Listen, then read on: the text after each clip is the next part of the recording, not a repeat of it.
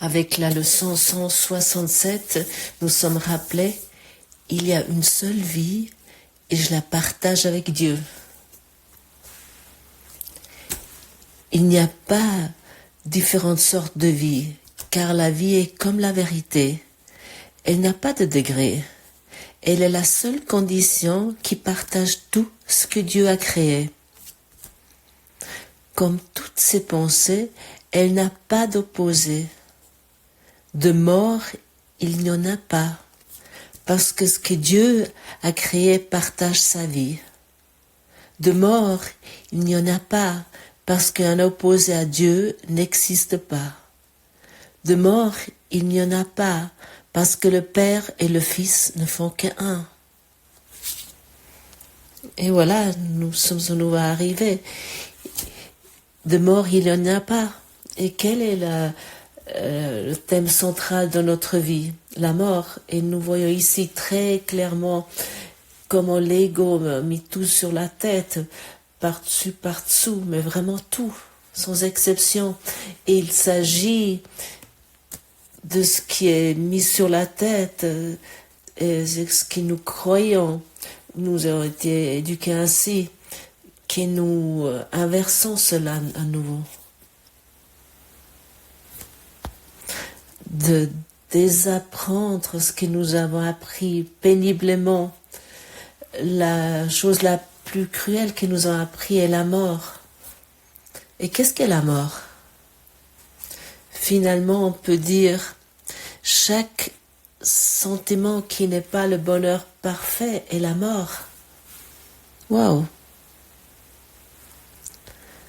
Quel énoncé!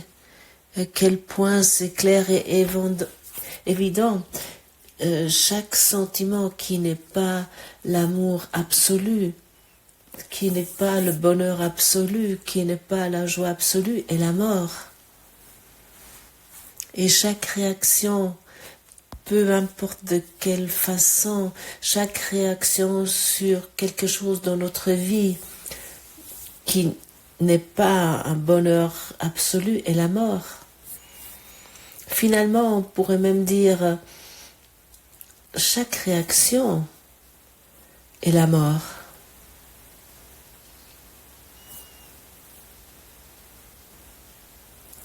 Combien de fois nous réagissons sur des énoncés que quelqu'un a fait? Nous sommes sans cesse dans un modèle de réaction et nous ne constatons pas ainsi que nous idolâtrons la mort. Il s'agit ici d'être en action en tant que le Christ. Et ainsi nous pouvons nous poser la question, nous pouvons reconnaître tout ce qui est moi, qui est le bonheur absolu, est un déni de la vie et puis une affirmation à la mort.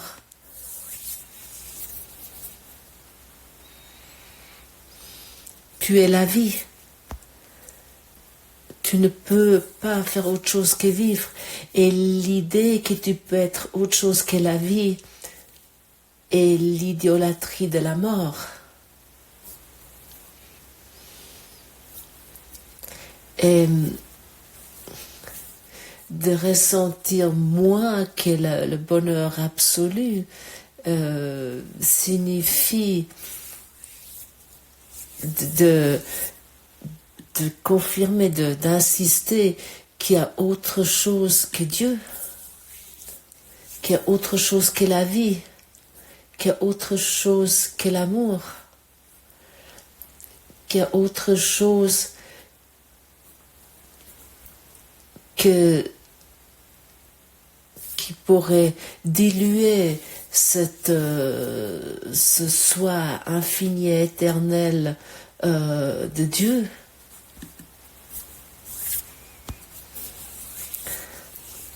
Tout ce que nous croyons de nous-mêmes, nous avons finalement écrit sur l'eau, on pourrait dire, ou dans l'eau. C'est totalement insignifiant.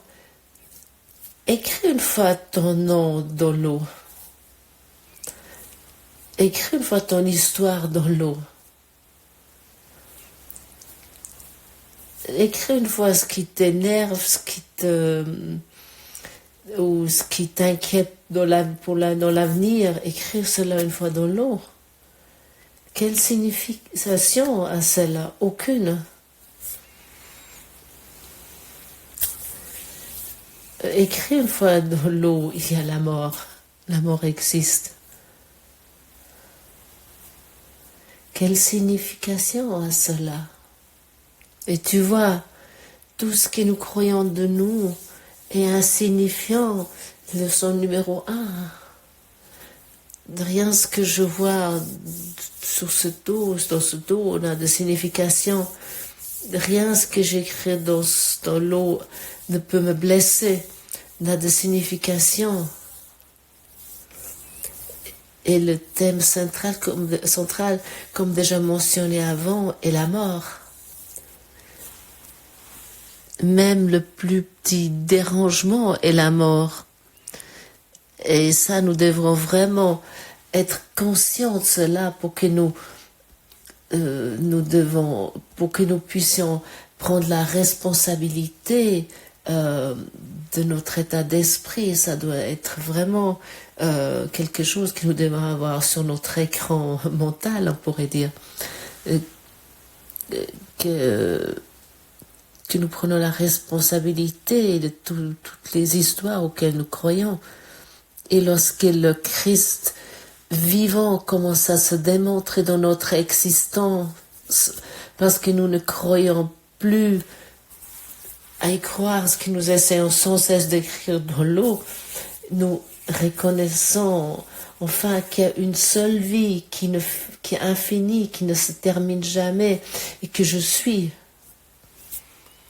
Et cela n'est pas compliqué. La seule chose qui est compliquée et qui est complexe est ce que nous nous racontons tous les jours. C'est qu'est-ce que nous écrivons dans l'eau et que nous donnons de la croyance à ça.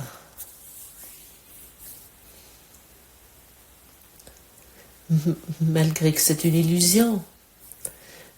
Tout ce qui est éphémère est une illusion.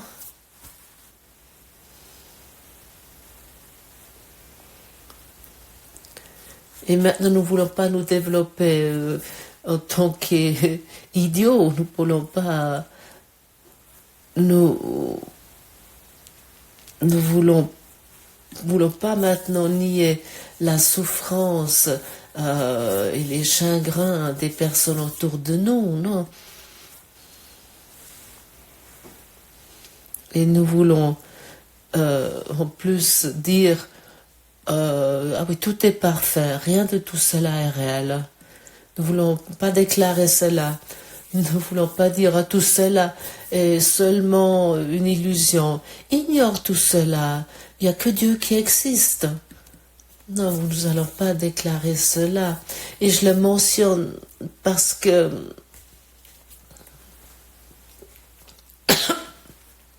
qu'il y a des élèves de cours qui sont en route ainsi. Ça sont les idiots. Nous ne voulons pas nous développer en tant qu'idiots. Nous voulons, là où on croit encore à la souffrance, la douleur et à la mort, nous voulons commencer. Nous voulons guérir les illusions qui semblent être dans leur esprit. Nous voulons les guérir dans notre esprit. Saint-Esprit, guéris-toi cette idée de maladie, de douleur, de la mort qui semble être dans l'esprit de telle et telle personne. Guéris-la dans mon esprit. Et ainsi nous commençons à nous représentons ainsi la vérité. Nous ne voulons pas frapper les autres avec nos mots. Nous ne voulons pas dire, ah, laisse tomber tout cela, tout ça est une illusion, tu crois encore aux idoles de ce monde, deviens enfin responsable et raisonnable et me suis, non, ou des choses similaires, pas du tout. Ça sont des idiots de secours. Et je dois le dire aussi clairement, parce que ce sont ceux qui mettent les autres dans la peur et qui font tout ainsi pour que ainsi la vérité reste dissociée. Nous voulons exactement faire le contraire. Je suggère qu'enfin nous reconnaissons à quel point la pensée de la mort nous influence, y compris toi. À quel point la pensée de la mort t'influence. Nous devons reconnaître et constater ces soupirs de lassitude et ces peurs et reconnaître que ces soupirs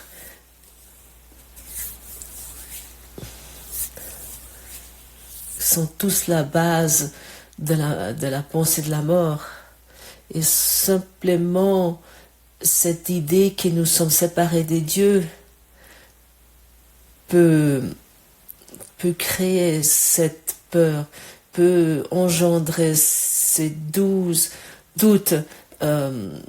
qui peut engendrer un bonheur sous condition, un bonheur limité. Mais toi, tu es la vie éternelle.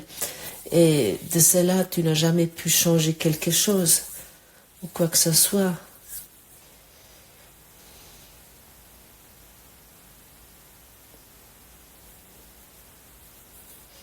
Et nous devons reconnaître que nous croyons, que nous pensons que nous sommes autre chose que le soi de Dieu, le Fils de Dieu. Constate cela simplement et dis au Saint-Esprit ou à Dieu, je crois encore à la mort, je crois encore à la séparation.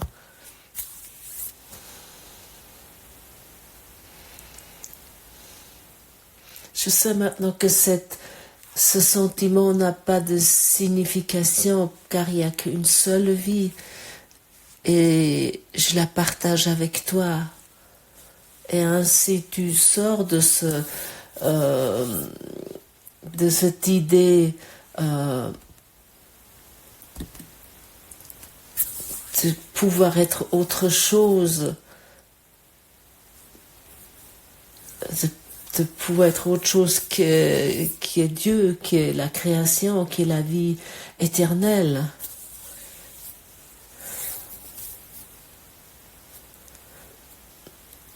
Nous voulons par exemple prendre cette idée de l'ampoule. Elle dégage la lumière et la chaleur. Lorsque l'électricité fonctionne, l'ampoule doit faire quelque chose pour que l'électricité puisse être amenée.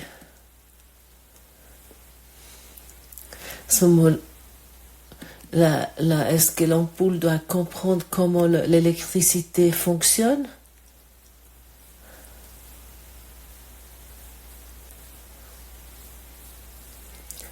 Quelle résistance doit être créée? Combien de watts doit arriver?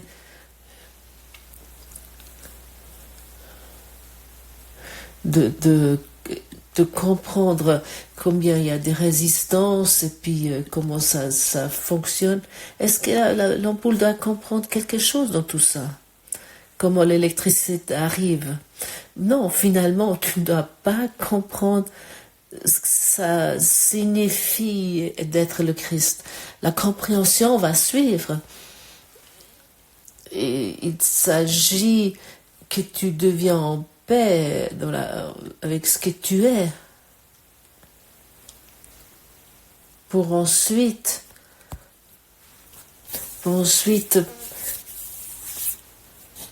partager cette lumière et cette chaleur que ton monde nécessite si urgemment. Et à ce moment-là, tu n'écris plus dans l'eau. À ce moment-là, tu es le représentant de ce que...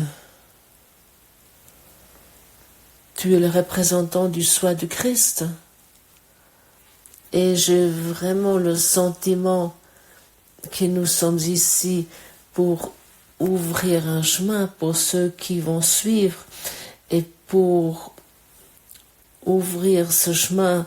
Chaque effort que tu fais aujourd'hui en abandonnant l'illusion de la mort est vraiment un pas énorme.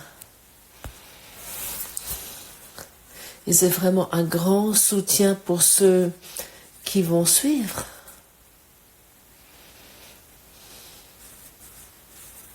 Finalement, nous sommes la première génération qui apprenant ce cours au miracle et qui commence ensuite l'enseigner. Oui, nous sommes la première génération. Et depuis ma perspective, ce cours au miracle, à un moment donné,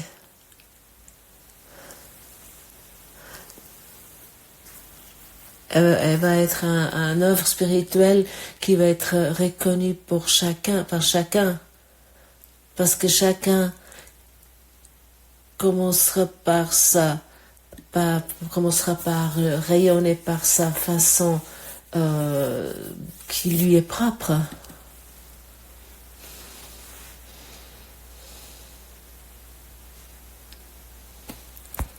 Et seulement lorsque nous reconnaissons que nous sommes responsables pour nos pensées de mort, nous pouvons vraiment comprendre qu'ils ont uniquement une réalité dans notre mental, dans notre tête, de dire, de confirmer que ces pensées de mort sont réelles, sans d'abord prendre la responsabilité de celle-là, est vraiment un déni malsain.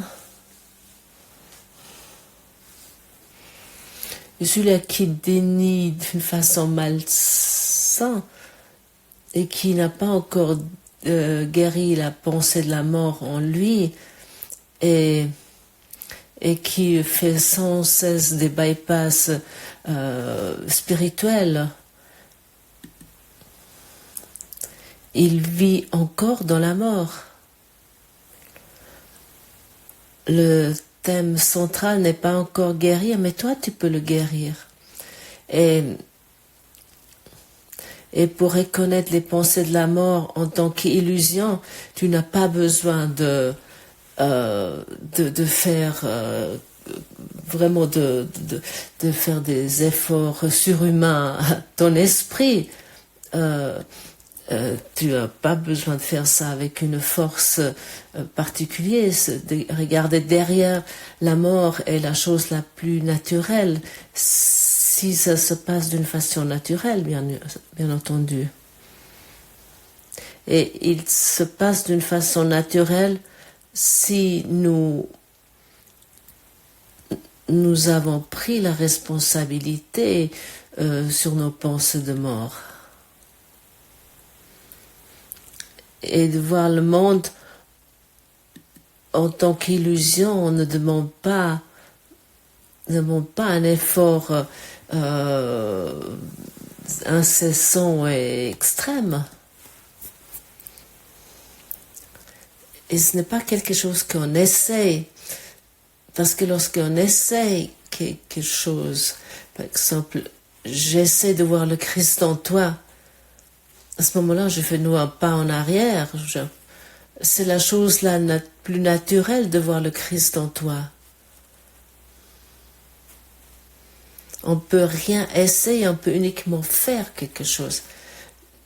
De voir le Christ dans un être humain, on le fait ou on le fait pas. Et si ton œil spirituel est ouvert et puis que rien s'oppose à cela, il n'y a rien devant cela, tu n'as plus besoin d'essayer quoi que ce soit. Tu vois simplement. Tu perçois le Christ. Lorsque les illusions n'ont plus de valeur pour toi, tu commences à voir. Et chacun d'entre nous est dans la capacité de voir la chose la plus naturelle dans chaque personne, dans chaque être vivant.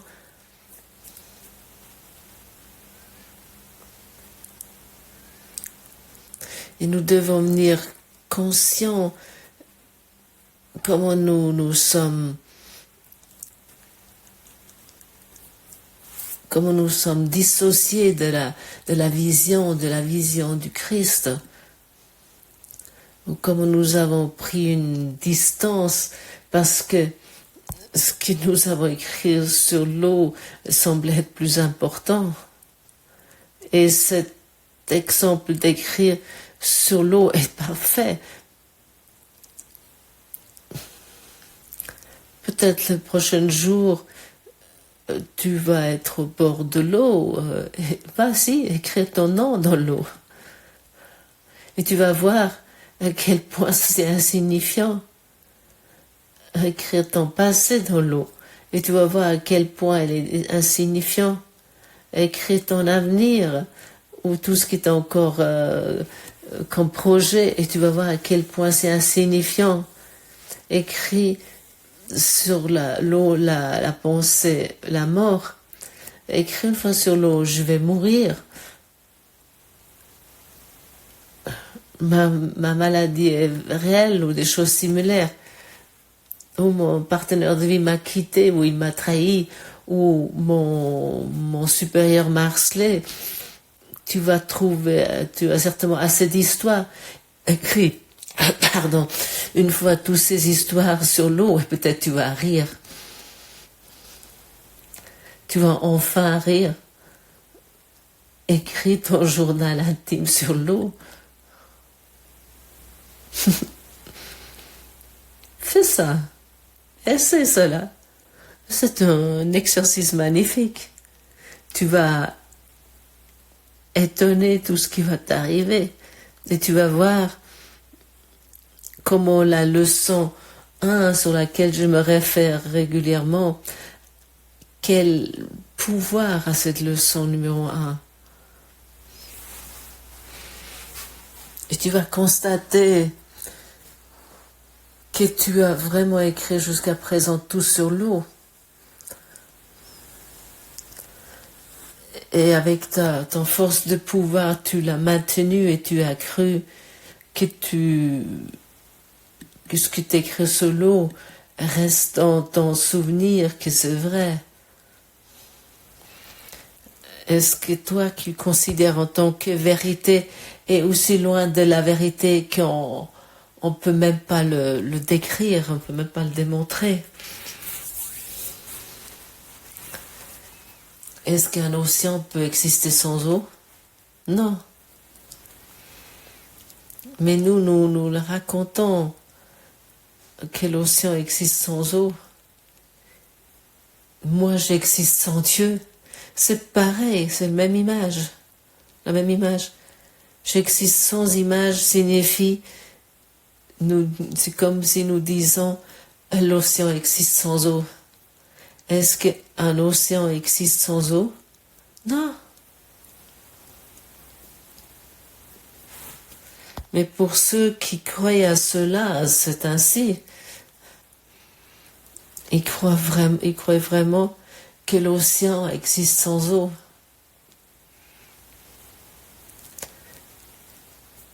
Et lorsque nous avons vraiment une fois compris cela, nous pouvons uniquement encore sourire doucement et puis se dire mais comment j'ai pu me tromper ainsi?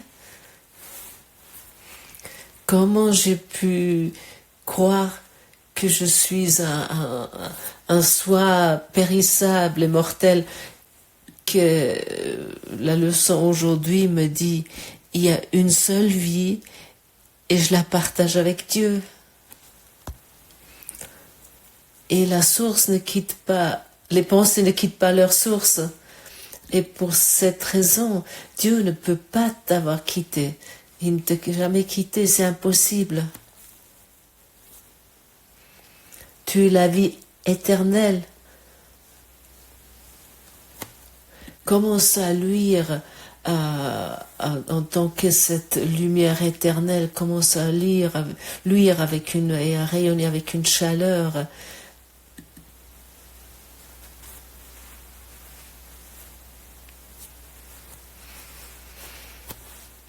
Merci d'avoir écouté cette leçon. Il y a un petit texte en dessous pour ceux qui ont envie de le lire, et à demain.